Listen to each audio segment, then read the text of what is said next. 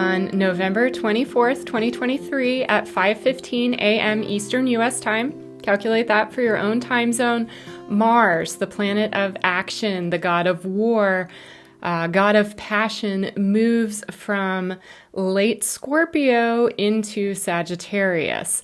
So Mars has been very active this year, especially Mars in Libra and Mars in Scorpio.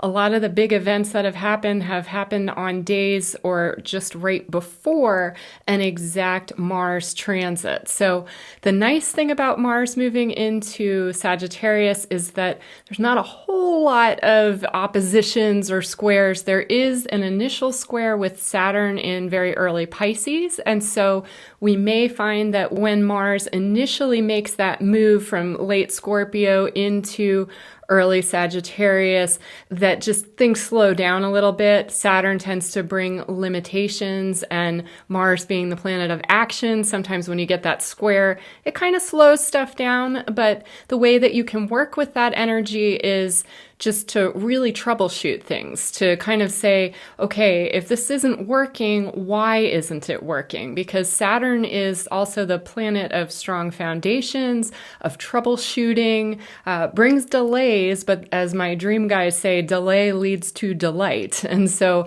a lot of times you'll find that the delays that were happening actually, if you use that time in order to troubleshoot what you are trying to accomplish, you'll find that there's a better way than you were envisioning, or maybe you needed to connect with someone else that has the skills that you need. So a little bit slower action in late November, but by December 1st or so, that Saturn square energy will wane. Also, when Mars is initially moving from that late Scorpio point into early Sagittarius, keep in mind that Mars is closely sextiling Pluto in late Capricorn. And so that can bring power, empowerment. The sextile is often a subtle kind of supportive energy. So that may offset some of those delays with Saturn, because Pluto, kind of moves the mountains, brings up the deep stuff, the volcanic energy. And Saturn is like, whoa, whoa. And so we may just find that it feels a little more normal as Saturn makes that transit. Now, of course, on November 22nd, 2 days before Mars moves into Sagittarius, the Sun will have moved into Sagittarius as well. And so we're getting that Saturn square kind of doubled up there in that week. But basically, this could be a little bit of a break from some of the antagonistic energy, some of the intensity that we've been having for the last few months. There's still a lot kind of bubbling up to the surface, but in terms of Mars's activity and influence on that, I'm hoping to see kind of a little dial back. Now, I'm recording this video for a variety of reasons on November 10th, kind of early afternoon. So if there are events that have taken place between November 10th and when this video is coming out, and I'm not mentioning them, that's why, because they haven't happened yet here. But just some general things to keep in mind with Mars in Sagittarius. That's a friendly sign, Sagittarius. Tends to get along with a wide variety of people. Where you get the negative with Sagittarius is this kind of know-it-all energy, or a kind of my way or the highway kind of energy. Could be a tendency to be a little more fundamentalist, a little more judgmental. So that could come out in terms of arguments about ideology, arguments about philosophy or religion. So we still may see some of that, but between November 24th and January 4th, when Mars moves into Capricorn, we've got a little friendlier energy. So that doesn't mean that this is going to be just a blasé kind of time. There are still a lot of kind of key dates, interesting transits. So I'm going to put on the glasses here just because I want to read through the dates, and keep in mind with the dates that Mars often acts a little early. So I mentioned back when I was talking about the energies coming up with Mars in Libra, and that October 8th where Mars exactly squared Pluto, and when Venus finally left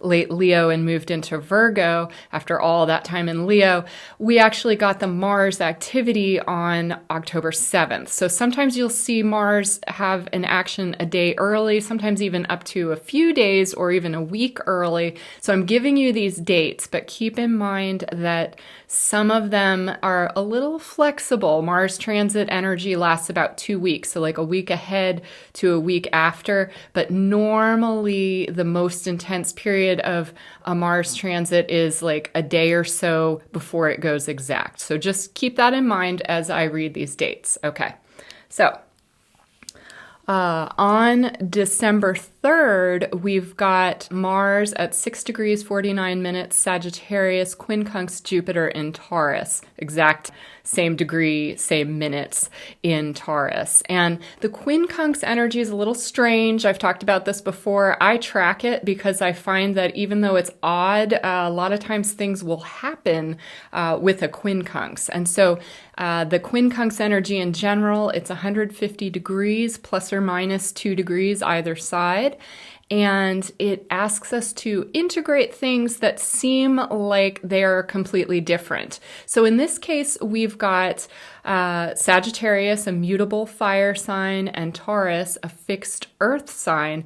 But how we can integrate these energies is that Jupiter in Taurus, the Jupiter rules Sagittarius. And so that kind of energy, it allows us to work with it. So December 3rd, plus or minus a few days on either side, could be a time of bold ideas, being able to take action on big ideas, big philosophy, making a bold move in your life. We may see some moves about generosity or investing in things. We could see that at that time. So that's a date. Then December 15th, we've got Mars at 15 degrees 30 minutes, Sagittarius, exactly trine Chiron in Aries. Now, I find that Mars and Chiron actually work pretty well together. So Chiron, the wounded healer, kind of like where we can take the energies that have troubled us in our lives and bring those up for healing and to help other people who are going through similar challenges. So the Mars trine to Chiron, it could bring up opportunities for big healing. It could oddly heal Watergate kind of energies, because that's very close to the placement of Chiron at the time of the original Watergate scandal. We've been kind of crisscrossing that point for a couple years now, but with Mars, there could be some sort of action that deals with the Chiron return of Watergate. Also, if you've got anything in that 15 degree range of Aries, you are going to probably have some kind of action that comes up related to healing. If there's an argument, it's going to be something that allows you to really clear the air and finally move forward on some steps that maybe you've been waiting on for a long time. So moving on to winter solstice this year in the northern hemisphere, summer solstice in the southern hemisphere, December 21st, we've got Mars at 19 degrees, 39 minutes Sagittarius, quincunx, so again, that quincunx energy, but this time not Jupiter, Uranus in Taurus. So again, with the Sagittarius mutable fire sign and the Taurus fixed earth sign, we don't have Jupiter to make that easy. But in this case, the way to integrate it is to kind of look at what are you stubborn about, because both Taurus and Sagittarius, for different reasons, can be kind of stubborn signs. And a lot of times we want to be more tolerant. We want to have things, be a little more flexible. And with Uranus in there, there's going to be some kind of surprise. So maybe don't get too connected with the stubbornness, but at the same time, it could bring some opportunities that are related to deeply held beliefs or deeply held situations, either shaking those free with that Uranian element, or just kind of like bringing a sudden action or a sudden solution. So December 21st is like a circle date for me. It's my husband's and my anniversary, but also on that same day, so the sun enters Capricorn, so that's the solstice energy right there.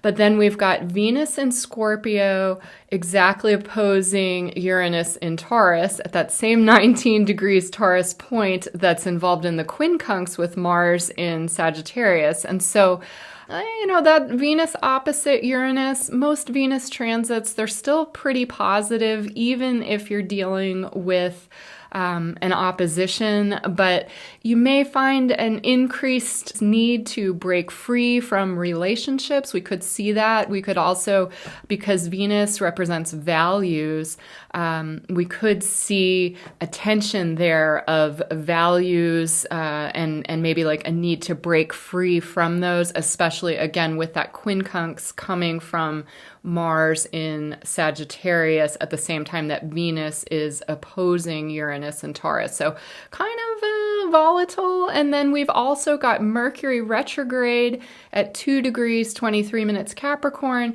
exactly sextiling Saturn in Pisces. And so, Mercury retrograde always kind of, shakes things up a little bit. You can have some glitchy things with electronics. There can be more misunderstandings in conversations. Just keep in mind around December 21st that between the Uranian energy, the Mars energy, and Mercury retrograde, with Saturn in Pisces in the mix, there that stubborn energy that, I'm right. And that's kind of there at the same time that life is most likely trying to inject some kind of surprise or some kind of unexpected solution or unexpected action that needs to take place.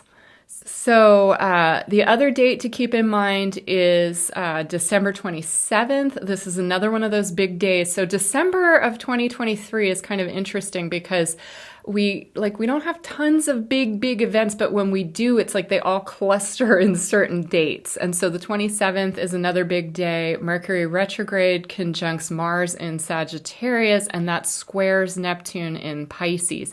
It's a weird energy day. You may get kind of staticky information that comes through, like a sense that some things are happening, some things are changing. Maybe stuff wasn't what you thought it was. It could be a day of confusion. Just kind of maybe lay low that day, pay attention to dreams that come through, pay attention to ideas, but maybe don't take action on them, even though Mars is going to be wanting to. Remember that when Mercury is retrograde, there sometimes is some energy that slows things down. If you really want something to last, you don't necessarily start it during a Mercury retrograde. You can have the idea, but with that square to Neptune on that day, there's sort of extra distortion, like a distortion field or static with the information and the energy coming through. So just be careful on December 27th, on or around that date, that just know that although the urge to take action, the urge to move forward will be there, it might not be the best day to do it. So there is some lovely energy happening around Christmas this year and full moon in Cancer the day before on the 26th. So the day before that December 27th transit that I just mentioned.